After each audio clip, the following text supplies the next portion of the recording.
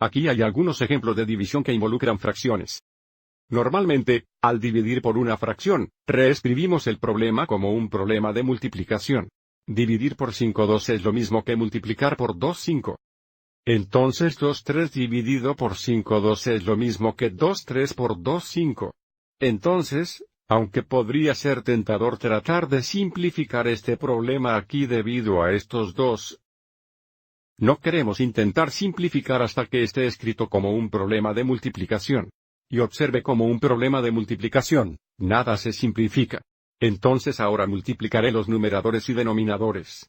Entonces 2 por 2 es igual a 4, y 3 por 5 es igual a 15. Entonces 3 dividido por 5 es igual a 4 15. Echemos un vistazo a un segundo ejemplo. Nuevamente, el primer paso será reescribir esto como un problema de multiplicación. Dividir por 16 9 es equivalente a multiplicar por 9 16.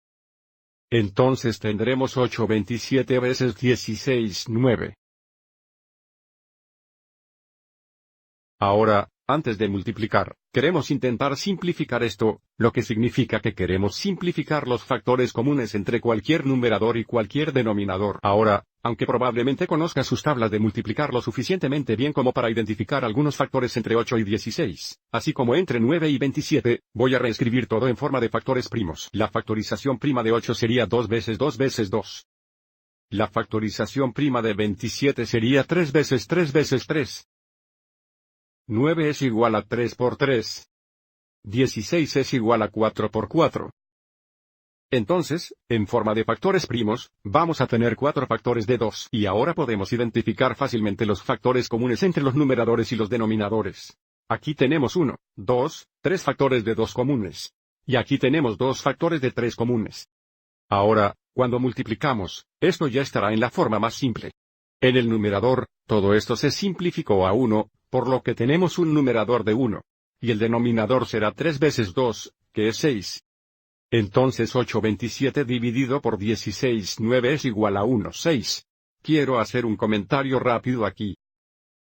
En lugar de escribir esto en forma de factores primos, podríamos haber identificado nuestro factor común de 8 entre 8 y 16, lo que significa que hay un 8 en 8 y 2 8 en 16. Y también podríamos haber identificado un factor común de 9 entre 9 y 27, lo que significa que hay un 9 en 9 y 3 9 en 27, lo que nos da el mismo producto de 1 6. Pero creo que cuando estás aprendiendo, esta técnica de factorización principal aquí es buena porque es muy similar a cómo simplificamos las fracciones. Y también puede ser útil al agregar fracciones cuando tenemos que obtener un denominador común. C972-12-8E6.